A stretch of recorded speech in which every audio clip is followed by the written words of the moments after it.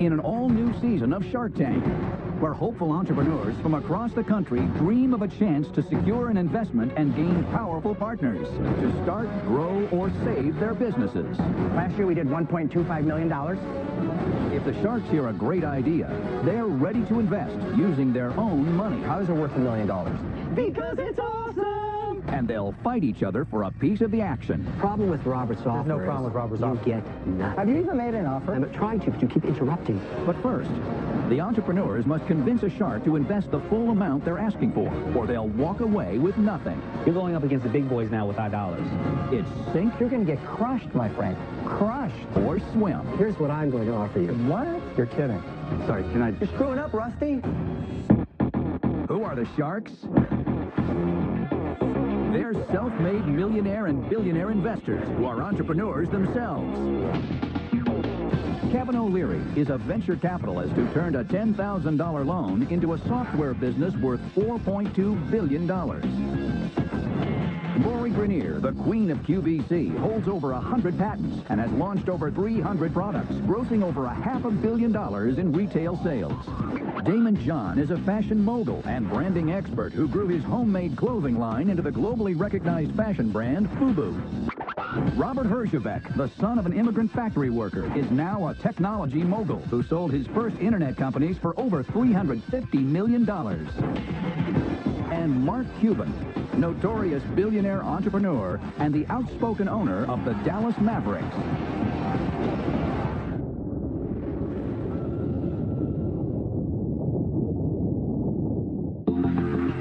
First into the tank are Jason Sandberg and Taylor Gwazdon, who believe they've made a common product that everybody has even better.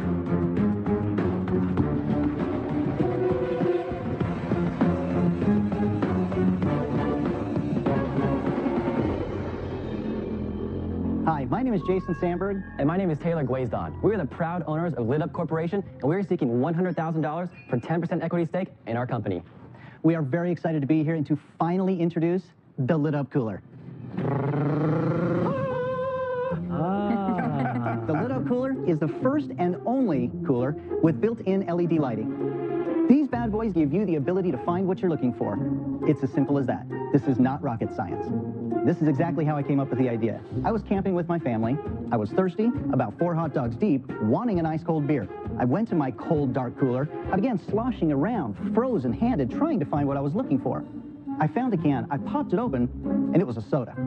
Not what I was looking for. No. I began my search for a cooler with lights in it, and it did not take long to realize there were none in existence. So I built my own. We have working prototypes, and we're ready to introduce our technology to a world that needs to see our product. So, who's ready to strike a deal, raise a toast, and get lit up? Because it's awesome! So why would we ever get in business with rude and selfish individuals like you? Talking about 2 guys just opened a cooler beer and didn't offer it to anybody over there. That is very rude. Who would like one? Why, I would. Sure, I'll have one. Thank you. Thank you. Oh, yeah, bro. Thanks. Salute to the Shark Tank. Cheers, Kevin. All right, we already got something out of the deal. Now, Taylor and Jason, when I heard Damon call you greedy, I thought he was talking about the valuation you put on your business. Oh, that's next. Because you've asked me for $100,000 for 10%, implying that this is worth $1 million. Defend yourselves before I drink your beers. So we have designed and developed a revolutionary product for a very large $500 million gross sales industry. We feel that our product's worth $1 million, and we're looking for a strong strategic partner to help us take it to market. Why do you feel it's worth $1 million? Those words all just meant that I don't have any sales, correct? Correct. So, Jason, you never answered the question, how is it worth $1 million? We had to start somewhere, so that's what we started at. Awesome. You know, most honest, not good, but most honest answer ever. Well, we appreciate that. We're honest guys, so.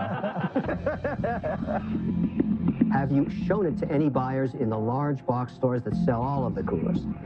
We have not shown it to any retailers yet, and that's on purpose. We've been waiting to develop our intellectual property to help secure our technology and to protect us. What is the intellectual property in this? Do you have a patent, or is one pending? We actually have 3 issued patents. Our patents cover the interior LED lighting. And no one can put an LED anywhere inside a cooler except you 2 dudes. Correct. have some potentially bad news for you. I think there's only a couple people that make coolers, and they own most of the market. Am I right? That is 100% correct. There's 3 manufacturers, right? And therein lies your problem, because it's a zero-sum game. Either you're going to get them to play ball with you and light it up with you, or it's almost going to be impossible to get shelf space unless you spend an obscene amount of money. Have you approached them? That's the reason why we're here, is we have not, because we're securing our intellectual property and protecting ourselves. You agree the right strategy is not to build your own coolers. It's to go to one of the 3 guys with a patent that's protected and create a license opportunity where you get paid a few dollars if you're lucky, a few cents if you're not, for every single cooler with lights. Wouldn't that be wonderful? Now that is interesting. But technically, why do you need us then? Because all roads lead to Mr. Wonderful when it comes to negotiating a license deal. We know that.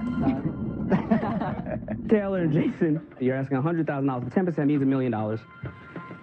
And when I see numbers like that, you know what I'm going to say. I know a guy in the hood that will follow you around with a flashlight and show you your beer for the rest of your life for $1 million. I'm out.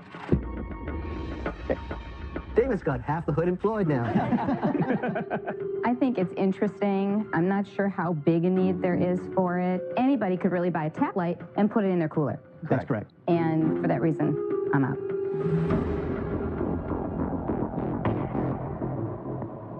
So guys, here's the good news. One of my best friends is one of the largest makers of tents and accessories for them. So he knows that market inside out, and we've done a bunch of deals together. So I can set up a meeting with the largest manufacturer of coolers in the world very easily.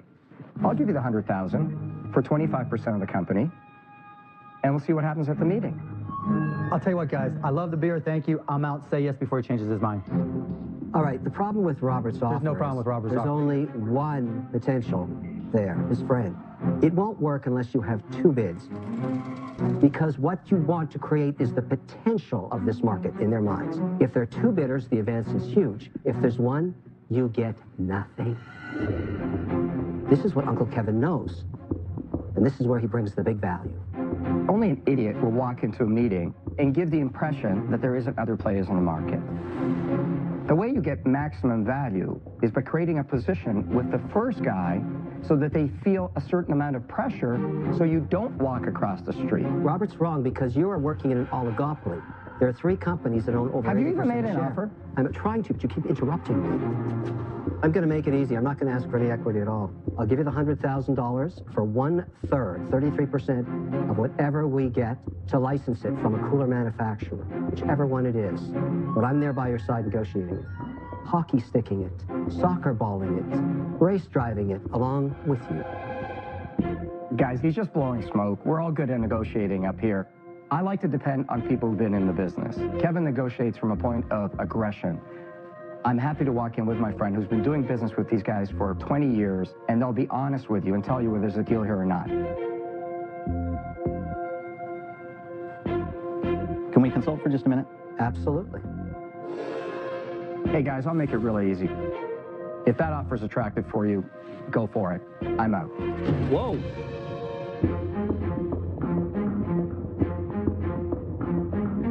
You have 1 offer left on the table.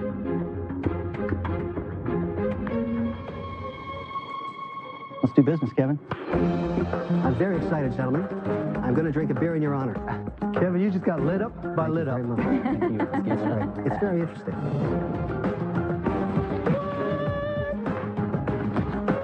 Hey, I wasn't listening. Did you take their royalties forever and their firstborn? Left the firstborn out. Gosh, I can't believe it. We got a deal with Kevin. That's who we wanted to get a deal with. All this time, all this hard work, oh, it feels great. It feels absolutely awesome. We can't wait to light up the world.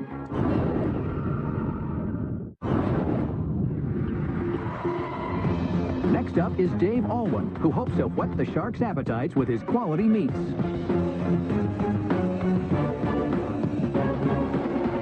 Hi, I'm Dave Alwyn of Echo Valley Meats from Peoria, Illinois, the heart of the Midwest. I am seeking $300,000 for 20% equity.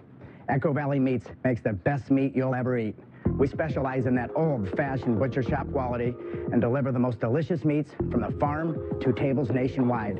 This business is in my blood. I'm 3rd generation in the meat business, a cattleman and a farmer. My motto is simple: know the meat business from conception to consumption, and I know this business better than anyone. I love for your family, friends, and clients to say, wow, when they receive a gift from Echo Valley Meats. I assure that partnering with one of you for creative vision, connections, and knowledge of the e-commerce will help take Echo Valley Meats to the next level of success. You're the sharks. Now it's time for a feeding frenzy.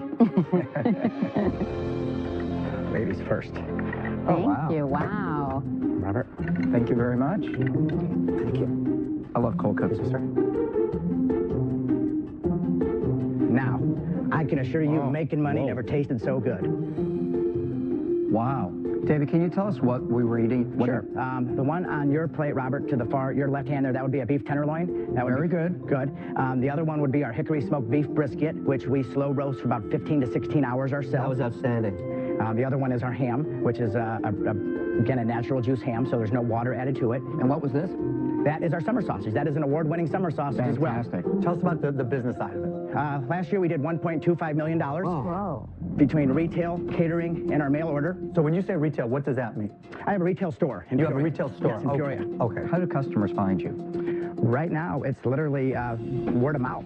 I've been developing this for the past 10 years, literally guerrilla marketing. I get in my car and take samples to local businesses around Peoria, $25 gift boxes, $50 gift boxes, and drop them off to corporations and say, this is what we do. Dave, how does the price point compare to the other competitors and the quality? 42% cheaper than pretty much anybody in the industry. I have stuck to the basics, believe in the best product. I knew it was going to take me a lot longer to get to where I wanted to go, but I've stuck to my roots. So if you're offering the same quality or better quality product for cheaper, what are your margins on your products? On the mail order business, at the end of the day, on any of these items, we net about 26 to 28% across the board. This particular ham here, which is about an 8 to 10 pound spiral-sized ham, would retail in the catalog for $49. That ham cost me between $16 and $18 before packaging. Are you trying to go into other retail outlets? No, I'd like to go into more mail order than You want to go retail. straight direct? That's What right. do you make on that 1.25 million in sales? We only netted about 20,000. Is that after you paid yourself something? Yes, David, on 1.25 million in sales, you basically broke even. That's what happened. that's correct. That's So right. why, David? I paid for everything as I went. I have all of my equipment is paid for in full. My smokehouse alone would cost $250,000 to pay for. My sausage stuffer is $150,000 if you were going to buy this stuff brand new. Everything's paid for. But in Dave, full. if I take out the one-time cost of the equipment, let's say you did 1.2 million next year and got rid of those one-time costs, how much money would you have made? Probably closer to 50,000. Why is the profit so low? You know, when you're making that little bit of money, one little thing goes wrong and From this point forward, once we go over the 3 million mark, everything becomes profit. Our overhead doesn't change one bit. so you have a cost structure that you've got to do a certain amount just to break even. That's right. 1.2 is basically our break even, and that's where we're at right So now. I give you the 300,000. What do you spend it on? I would think purely marketing and bringing in product inventory before Well, the what season. type of marketing? On a national e-commerce. I think that's where the growth is really. The problem with that, David, is do you know what it costs you to acquire a new customer? Not really, to be honest with you. We've been developing this, recreating the website, just really fine-tuning the last multiple years to get to where we're at now. But you want to take my 300,000 to experiment to find those answers. I don't know what it's going to cost to get a customer that comes back every holiday to buy a ham. You don't either. You're going to go find out. You're going to spend my 300,000 doing it. Maybe you'll be successful, maybe you won't be. I know the customer that ordered 1,400 only ordered 900 last year. So I feel in the past several years I have not lost any business. Each customer has came back and continued. Dave, to I don't think that there's any doubt this is a fantastic product. The meat was great. But here's my challenge. I didn't know about you until you walked out here. I buy stuff like this all the time as corporate gifts for our corporate customers. But Kevin's right. It's very, very expensive to find those people. These people mail me, they email me, they blast me, all kinds of stuff.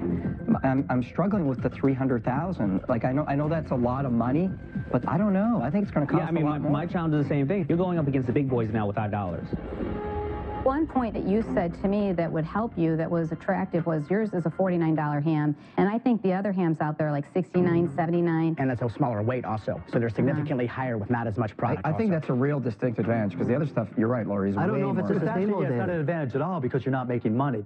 They're selling their product at a higher price because obviously they making have to. Yeah. But again, I've only targeted 60 miles around Peoria. No, but I think what we'll find out, Dave, is the reason there's $79 on your $49 ham is that their cost of customer acquisition is the difference. And you'd find that out. You're not going to be any different. It's going to cost money, maybe $20 more per order. If we would get to a $5 million point on our mail order business alone and net 28%, for $300,000, you would have 100% return on investment back within basically But you're not telling us that that's a long road from here to David, here's there. where you screwed up, right? You know the meat business. You make a great product. You proved it.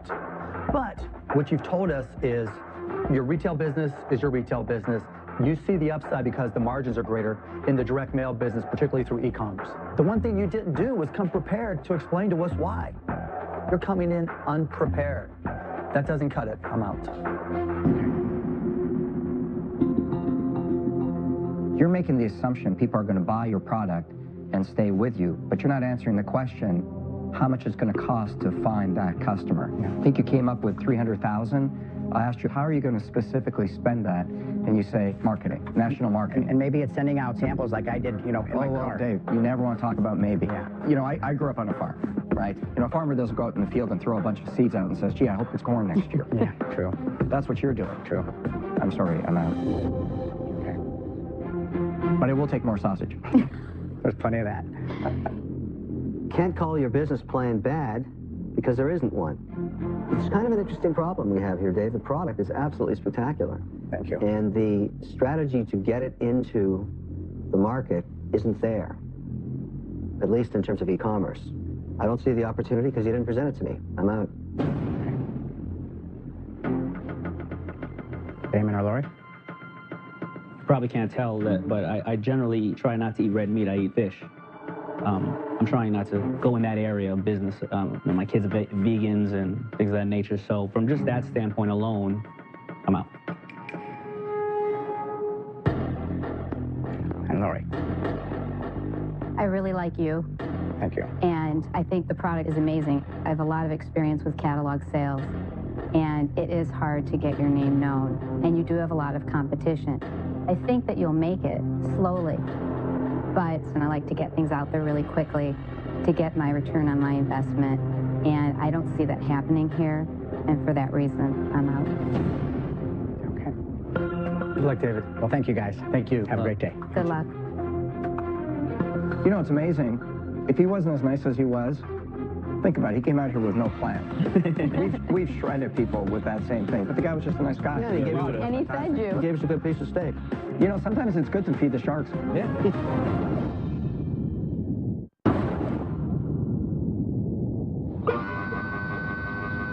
My name is Colin Gressing. I'm from New Orleans, Louisiana.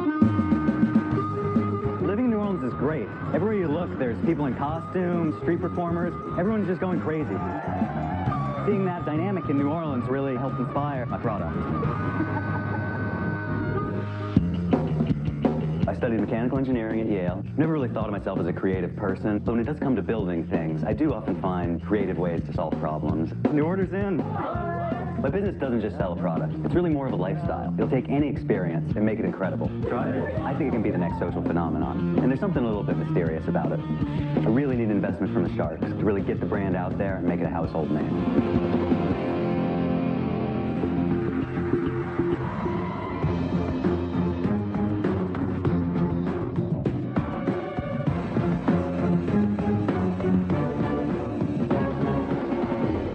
My name is Colin Grusing, and my business is Rootsuit. I'm here seeking a $100,000 investment for 15% of my company. I could describe the product to you, but I think it's probably better to just show you.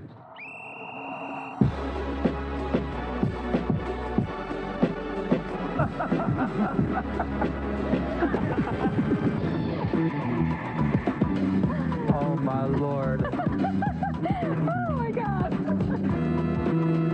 What up, baby?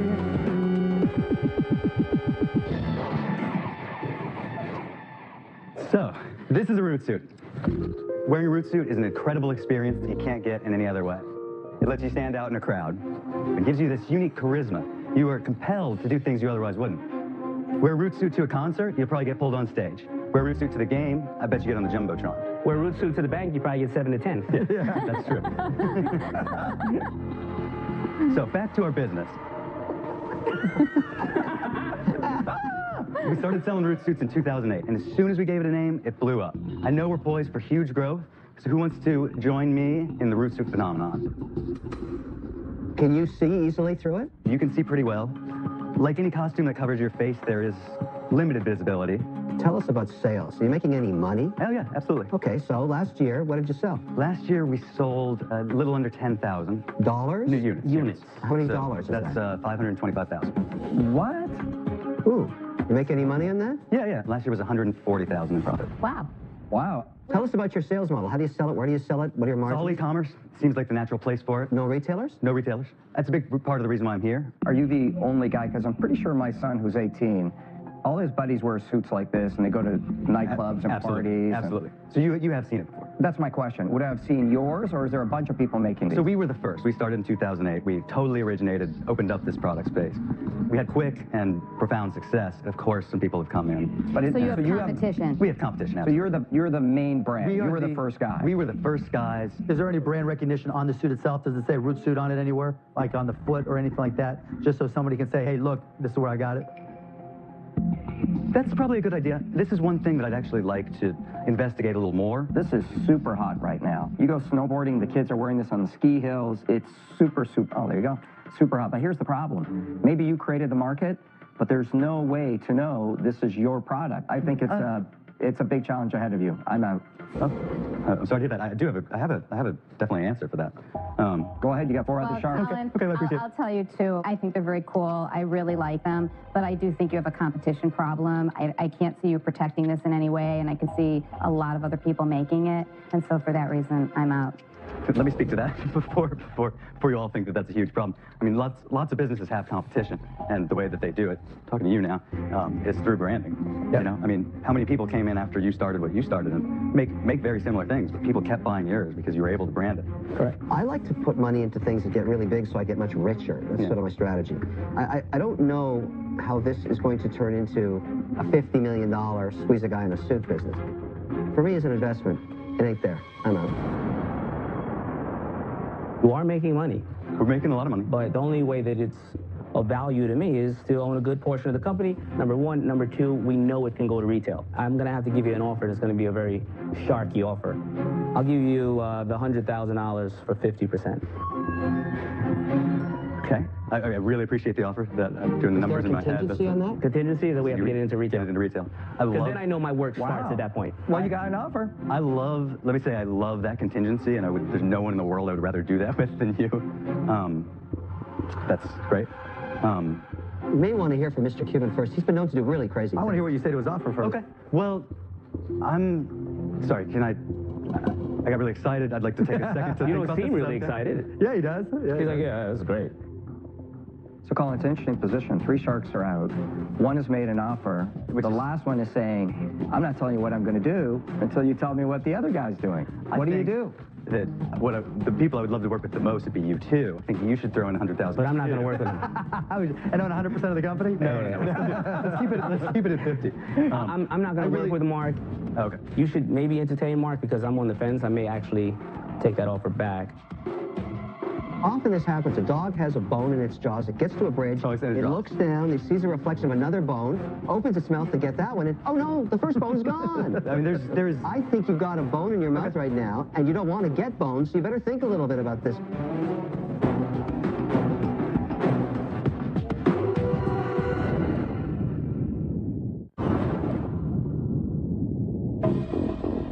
Three sharks are out.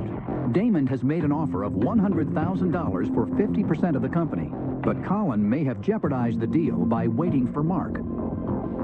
This is your defining moment. You know, I've said this to people before, and I've watched it happen so many Lori, times stop. with me. Colin, I like you. I'm out. What? Wow. I was on the fence, but I'm out.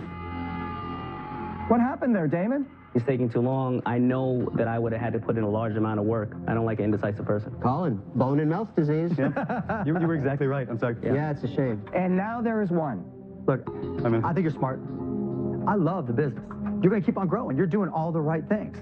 You're going to make a boatload of money off of this. You want to do some of that? But the issue is, you'd be an idiot to take a partner because you're good, right? There's just some businesses that are better off being owned by the entrepreneur and just going out there and kicking What it, are you and that's saying, you. Mark? You in, you out? I'm out. But I'm rooting for you because you're going to be great. Well, thank you so much for your time. I really appreciate the advice. I think you're going to do well. Yeah, you've already done well and you continue to grow. Okay, thanks so much. Good luck. He's like a superhero when he puts that suit on. Maybe there's a lesson in that. Maybe you come in here, you got to be fast when you're being made an offer. Got to be decisive. No, I think the lesson is put a bone in Kevin's mouth, see where he drops it. I don't have bone and mouth disease.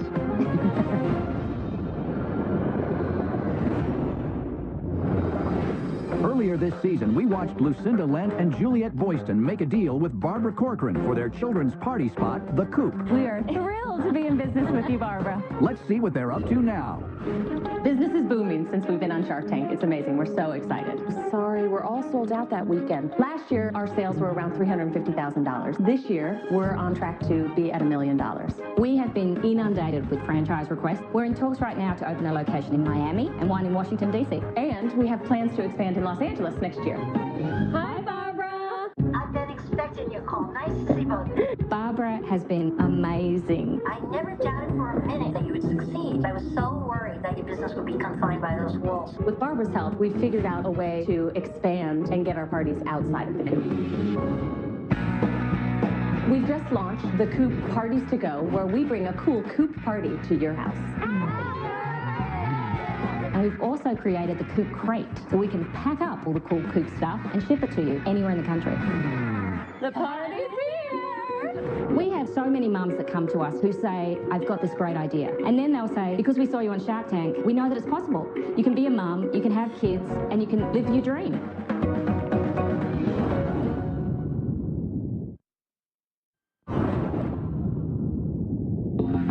Next into the tank is Rusty Allen, who feels he's added function and design to an everyday product.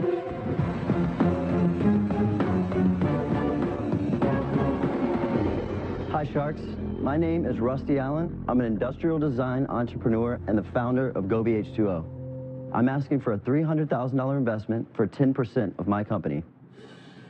4 years ago, when the recession hit, I realized I was spending more money on single-use water bottles per gallon than I was on the gas that I was putting into my car. And that pissed me off. And that's when I decided to develop Gobi. Gobi is the world's most advanced filtered water bottle on the market. Our Flex Flow technology allows you to have the durability of a hard shell with the accessibility of a soft shell. What that allows you to do is have clean, purified water instantly. One thing that I realized after developing this product was we could filter out way more than just tap water, and I'd love to show you what I mean by that. With our upgraded filter, we have the ability to filter out 99.99% of all contaminants found in water. For the purpose of this demo, I'm just going to take ordinary dirt and throw it in there. This is really fine potting soil. Shake it up. This is disgusting, dirty, dirty water that no one would ever want to drink. And with this upgraded filter, it allows the ability to filter out clean, purified water instantly, anywhere you go. So I would love to show you guys this product in person. Ladies first. You bet. Here you go. Thanks, Rusty. You bet. Here you go. Thank you, Rusty.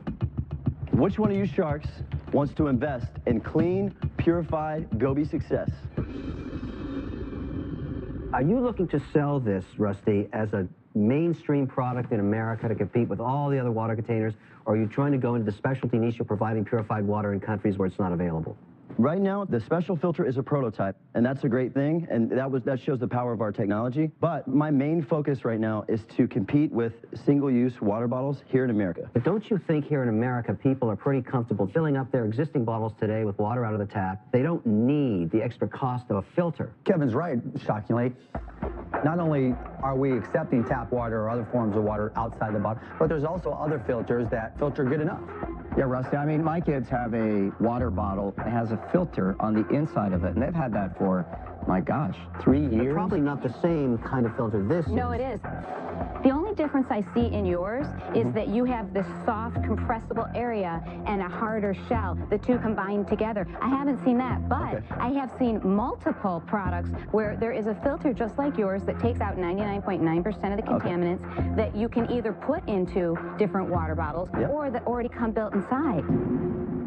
Right. Well, I'll show you the beauty of that technology, Flex Flow technology. What it allows us to do And most squeeze bottles, they won't last the life of the filter because they're not very durable. They scratch up. They end up not holding a seal really well because it's soft materials, right? Well, the hard shell bottles are really good, but if you have a filter in it, you have to suck the water through, which really limits what kind of filter you can put in there. So the ability to have a hard shell combined with a soft shell is the best of both worlds. No, but Rusty, hang on. You're saying all the other products, which do the same thing, can't filter to a level that you can. Yours is so good that you can filter dirt. Nobody else can do that. In the way that we do. That's a different answer to a different question. Well, okay, we've tested our filter in other water bottles, and we realized that this technology, the FlexFlow technology, builds up a ton of pressure in here and allows you to filter out more than everybody else can. I never thought I would say it, but this is an extremely sexy water bottle. You know, to tell you the Thank truth, you, I right? appreciate it. How much does this cost, retail? Retail is $30. How much are you making them for? We're making them for 10 in the U.S. right now. We're made in San Diego. It includes the first filter, which is for tap water. That filter lasts 3 months or 100 gallons. The consumer buys it every quarter. Very simple. Oh, so you have to keep on rebuying the filter? That's okay. repeat. Let me ask filter one more sales. question. Did you license the filter, or is this 100% your design? You did all the work as an industrial engineer? As far as the technology of it, it's a carbon block. It's free market technology. What were your sales? Our sales to date, only online, have been 10,000 bottles and 15,000 filters. What's your total sales revenue? Total revenue is $285,000. Over what period of time? 17 months. Okay. Just so you guys know, as far as sales, I've only been selling the blue bottle. We went to retail. Who did you go to? Bed Bath & Beyond, Target, and JCPenney's. What happened? So they came back and they said, in order to get this in there, we need more colors. Wait, I have to stop you for a minute because it doesn't make sense to me. If they thought that this was so original and so unique and something that they really wanted, they would have grabbed it, they would have tested it.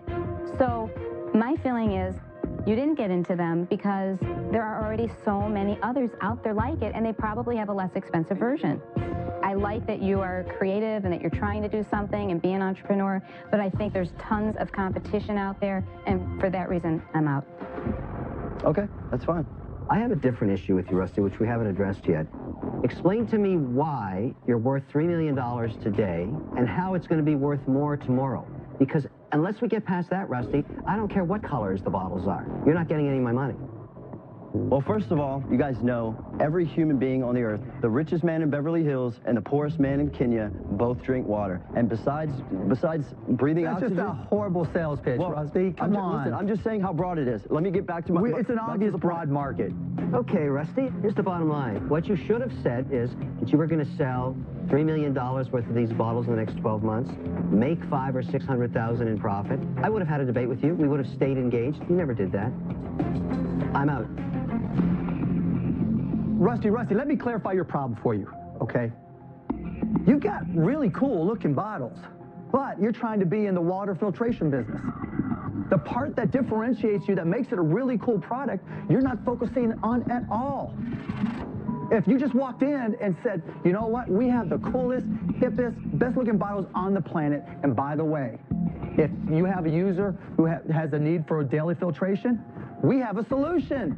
You're screwing up, Rusty. I see what you're saying. I was getting caught up in all the other details, but at the end of the day, we're able to filter out more contaminants than anyone else because of this.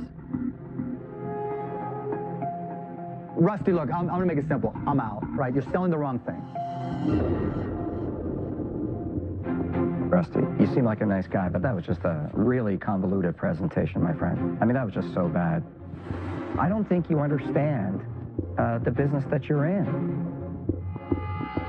You're going to get crushed, my friend. Crushed. I'm out.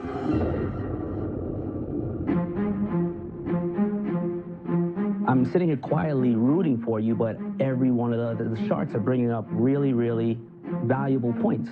What do you want the money for? We need the money for inventory and a little bit of operating cost. Like I said, I'm working 24/7, 7 days a week.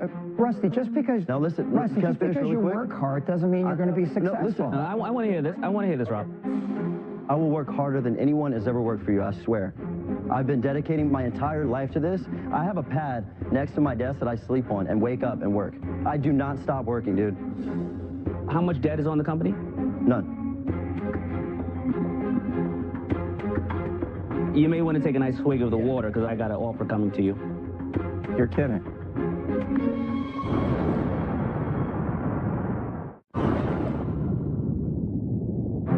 Four of the sharks are out, but Damon is interested. How much debt is on the company? None. You may want to take a nice swig of the water because I got an offer coming to you.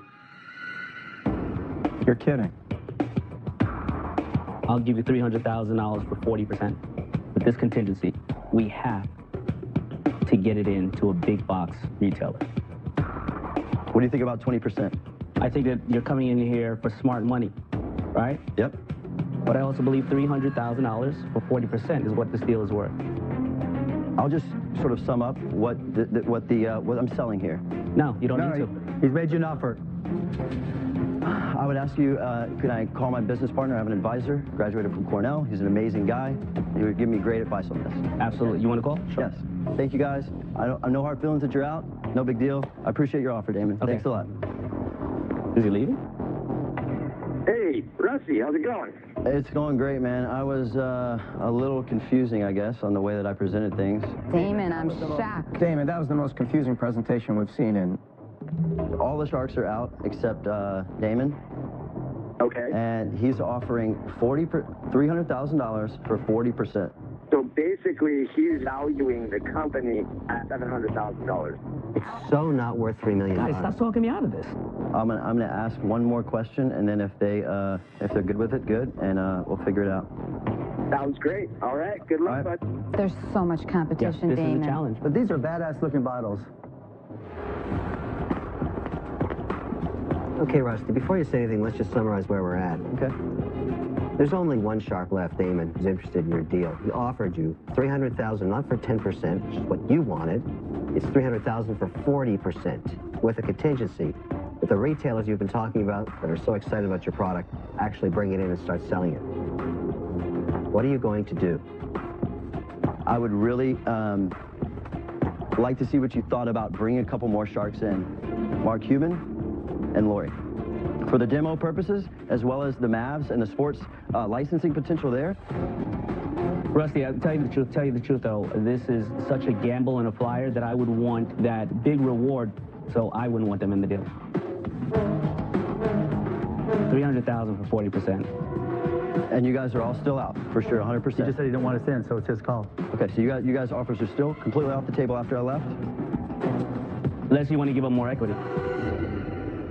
No, absolutely, Damon, All you're right. the man. Let's do this, man. You guys are going to regret this. I guarantee you, dude. Actually forgot my bottle. I'm speechless. How surprised are you, DJ? I am surprised. I didn't think he was going to take 40%. I was waiting for you to say no, and then I could get back into the royalty game with him. Squeeze his head like a teenage pimple. I think Damon gets it. I think we're going to kill it. And I think all the sharks are going to regret not being a part of it. Next time on Shark Tank. You're telling me you can't control your own destiny. I'll give you more cash. Did you just jump in on my geek? Mark, would you like to go in with me? You'd be insane not to take that. This company is going to be a lot bigger than $10 million. Wow. We sold 500,000 of these. Am I right? No. You're wrong. Now I'm finding a flaw in your character. Not a flaw in my character, sir. This girl served 15 months in Afghanistan for you. Well, you are making money. From a basketball coach to road rage to Hollywood celebrities, why is everyone losing it? 2020 starts now.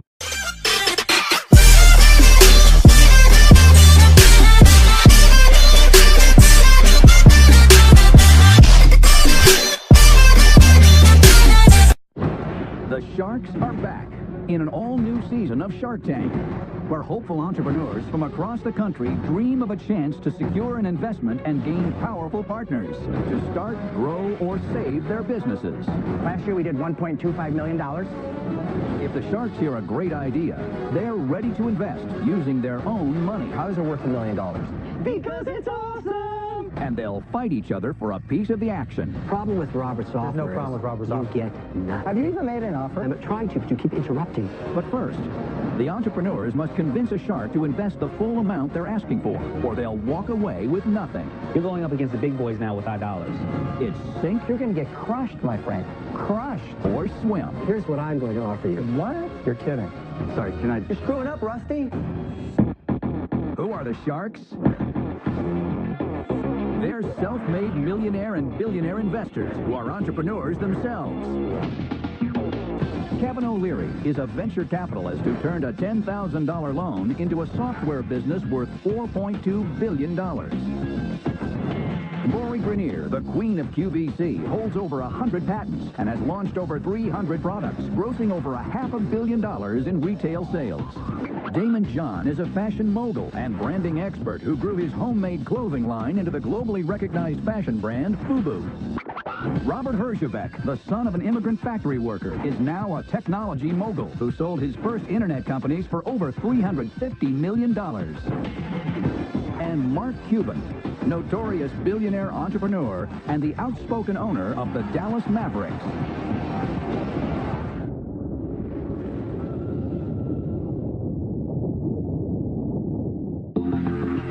First into the tank are Jason Sandberg and Taylor Gwazdon, who believe they've made a common product that everybody has even better.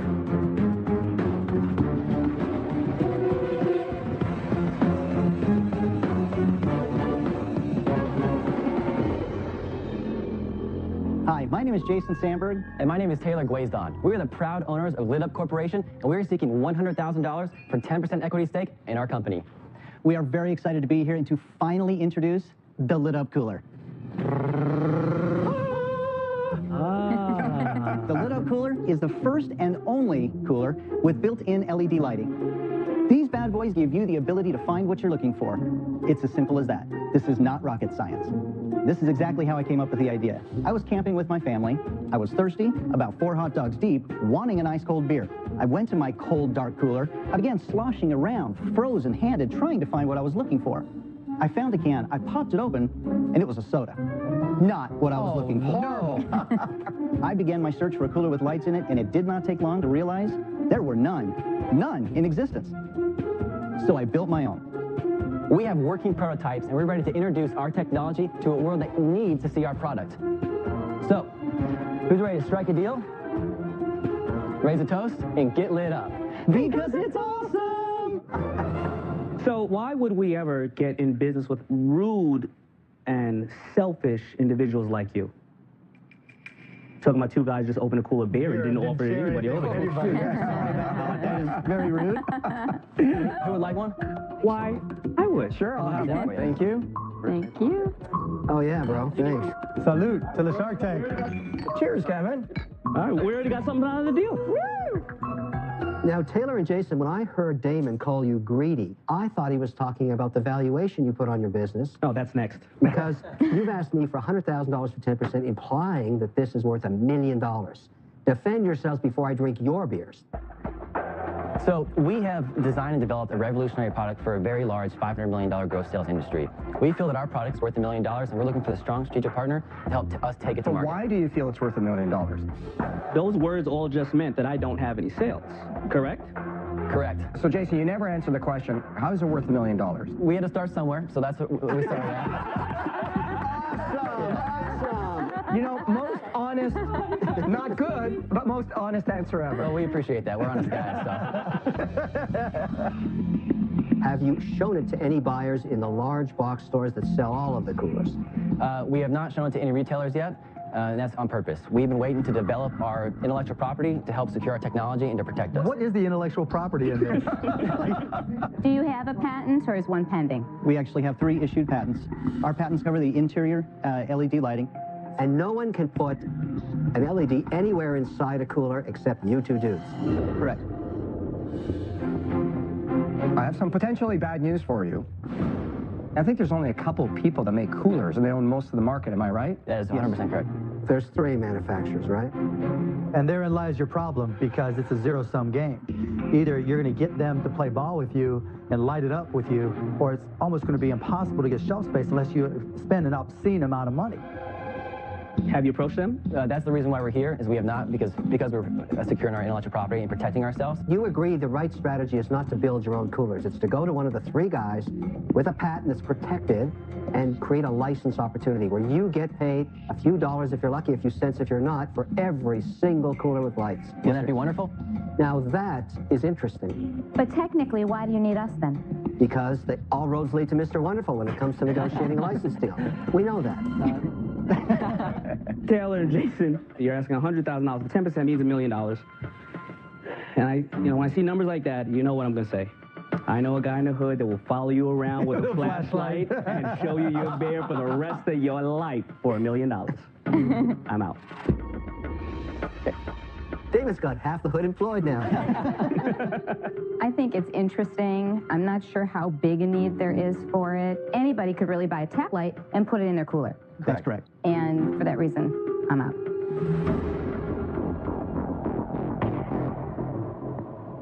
So guys, here's the good news. One of my best friends is one of the largest makers of tents and accessories for them. So he knows that market inside out, and we've done a bunch of deals together. So I can set up a meeting with the largest manufacturer of coolers in the world very easily. I'll give you the $100,000 for 25% of the company, and we'll see what happens at the meeting. I'll tell you what, guys. I love the beer. Thank you. I'm out. Say yes before he changes his mind. All right, the problem with Robert's offer There's no problem with Robert's there's offer. only one potential there, his friend. It won't work unless you have two bids. Because what you want to create is the potential of this market in their minds. If there are two bidders, the advance is huge. If there's one, you get nothing. This is what Uncle Kevin knows. And this is where he brings the big value. Only an idiot will walk into a meeting and give the impression that there isn't other players in the market. The way you get maximum value is by creating a position with the first guy so that they feel a certain